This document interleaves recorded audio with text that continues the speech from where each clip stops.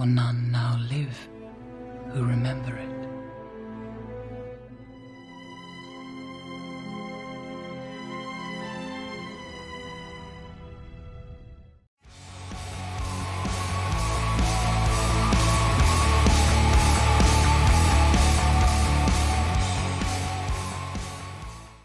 There was a brief period of a handful of months that I remember as a kid when my family and me would eat at restaurants almost every day. Even though Golden Corral is a cesspool of filth where morbidly obese people go to die, it was the buffet of choice for us, and I would stuff my fat face until my sides hurt, and it was pretty freaking good.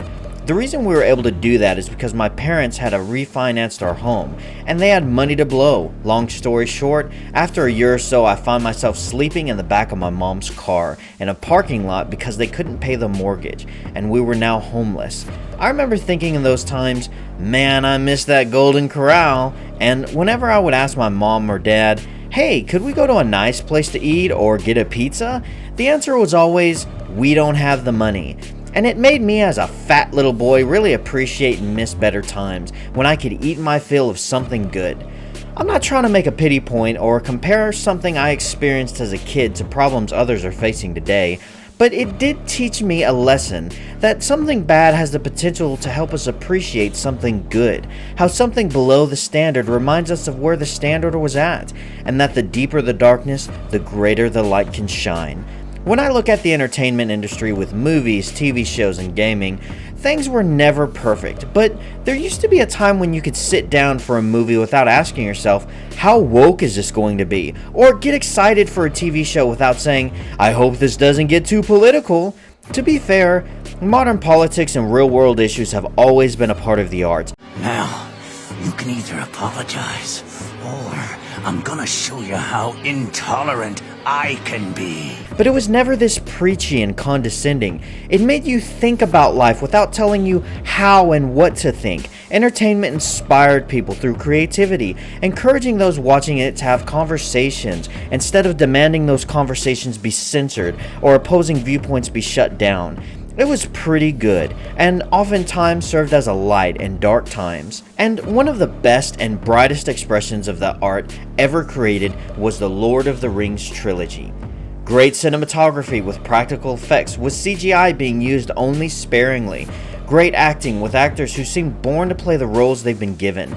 Very little to no interference from the studio to push retarded mandates of diversity and inclusion. A freaking awesome soundtrack.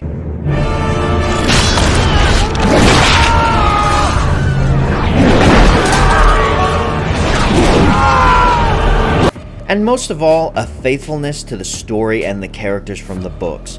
Toys were created, video games based off the movies were made, commercials, cosplayers, posters, all the merchandise you can think of. But most importantly, a fan base was born. Not that there wasn't already a die-hard fan base from the book series. There definitely was, please don't get mad at me. But now the fan base was extended to normies and even jocks and athletes who previously would have just called it nerdy stuff. It's not a stretch to say it shifted culture in a very positive way. It gave so many people from different walks of life a unifying factor. It gave us common ground and a love we could share. Unless you've been living under a rock for the past year, then you're probably well aware of Amazon's new Rings of Power, which takes place in the second age of Middle-earth and will focus on a younger Galadriel.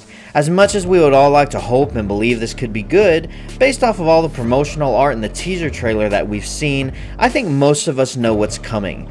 But as I wait for the inevitable doom of the dark fate none can hope to escape from, I'm reminded of a hope that came before, of the original trilogy. My appreciation and love for Tolkien's world has begun to grow even deeper over the past few months, and it's inspired me to go back to the beginning, to the original standard, and to go over each individual film in an attempt to remember why I fell in love with them in the first place, and hopefully, to keep those memories and feelings alive in spite of what's to come.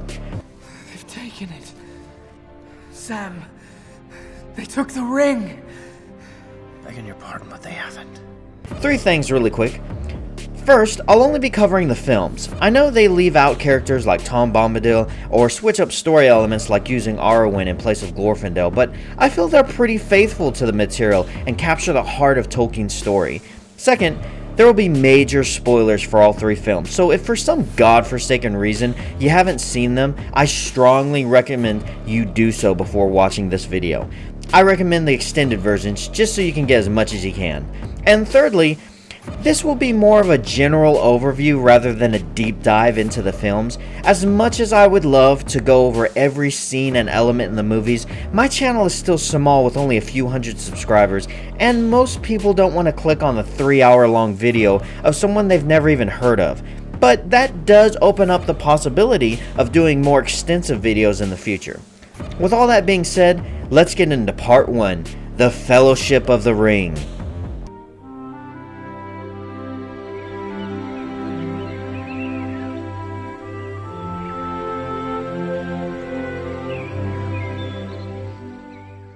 The film starts off with a recap of the Rings of Power and their owners, as well as how the War of the Last Alliance ended. Such a grandiose introduction is followed up by slowing things way down and taking us to the peaceful hills of the Shire, the home of the hobbits, where we meet the protagonist of the previous story, Bilbo Baggins, who is about to celebrate his 111th birthday, which is definitely abnormal seeing as how hobbits normally live to be around 100. Through the extended edition of the film, we learn a bit about the peaceful lives hobbits live and their love for all things that grow, and are introduced to 2 of the most important characters in the story.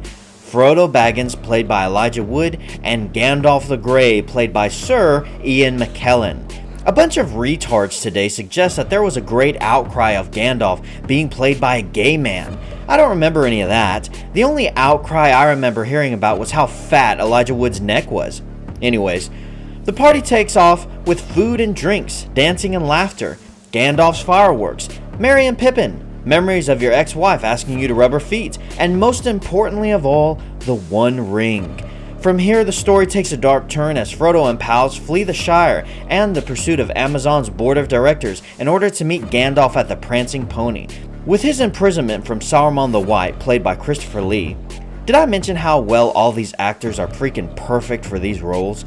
The hobbits instead end up running into Viggo Mortensen's Aragorn after a quick stab in the heart to all the fans from Jeff Bezos, and a bit of help from the fair lady with dark hair and flawless face known as Arwen, played by Liv Tyler.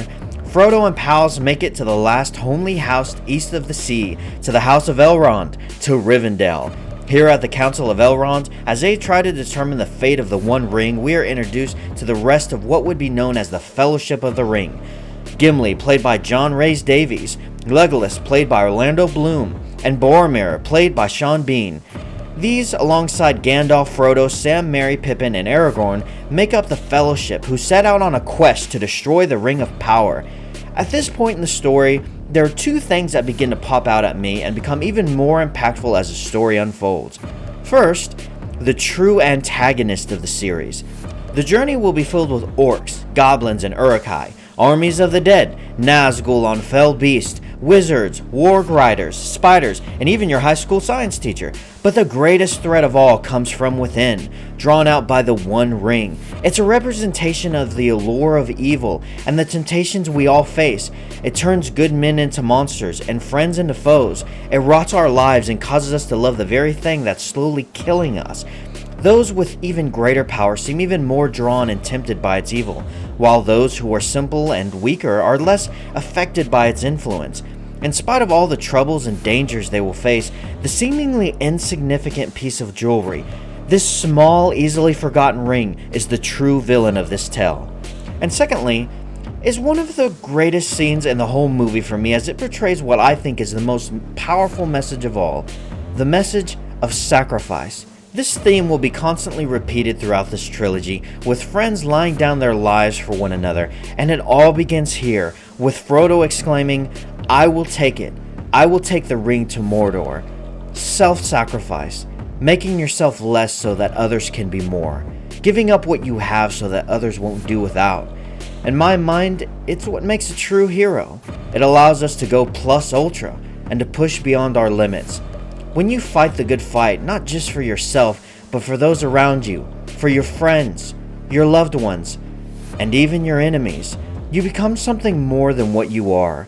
You become the standard at that point, the protagonist, the hero of the story.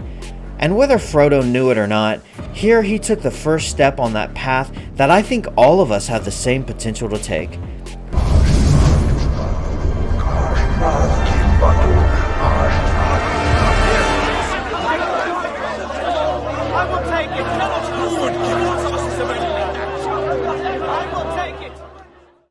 From here, Gandalf leads Fatneck and the rest of the Fellowship to Mordor, and after some interference from Saruman, decide to go through Khazad-dûm, the Mines of Moria. Also, this thing shows up. They travel through the mines for a bit, Gollum's introduced, Gandalf and Frodo have an important dialogue scene, they discover Balin's death, fight off some orcs, and Frodo regrets he ate Chipotle for dinner. After this, they're faced with a truly menacing threat, the Balrog of Morgoth, cloaked in shadow and flame. After another awesome scene of courage and sacrifice, this time from Gandalf, the Fellowship is faced with its very first death, and we feel exactly what the rest of these characters are feeling.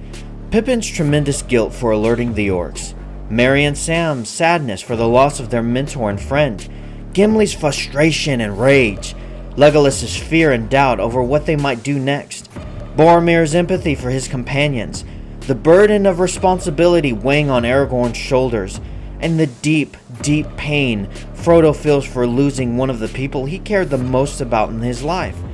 It hits on every single level because it was well earned. The film didn't jump from one crazy CGI action-filled scene to another, but instead slowed down when it needed to and gave us a chance to get to know these people.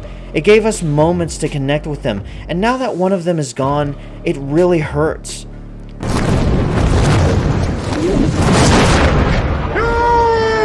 Shall not pass!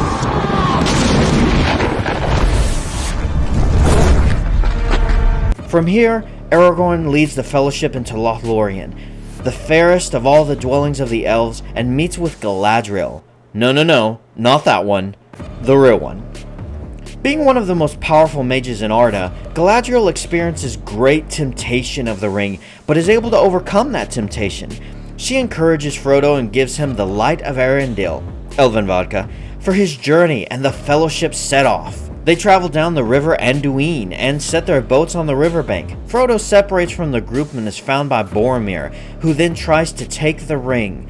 Frodo escapes and the group is set upon by a legion of Uruk-hai sent by Saruman. After a stressful battle, Boromir is killed. Merry and Pippin are captured. Aragorn, Gimli, and Legolas pursue the orcs who have taken their comrades captive. Frodo and Sam escape to the other side of the river and begin their way to Mordor, pursued by the creature Gollum, and the movie comes to an end. This story is filled with incredible moments throughout, some of which I've already mentioned, but one of the last most impactful scenes in this movie is with Boromir's last fight and his death, because it encapsulates the theme of redemption. Which of us wouldn't want to be as noble as Aragorn, or as wise as Gandalf, as graceful as Legolas, as brave as Frodo, as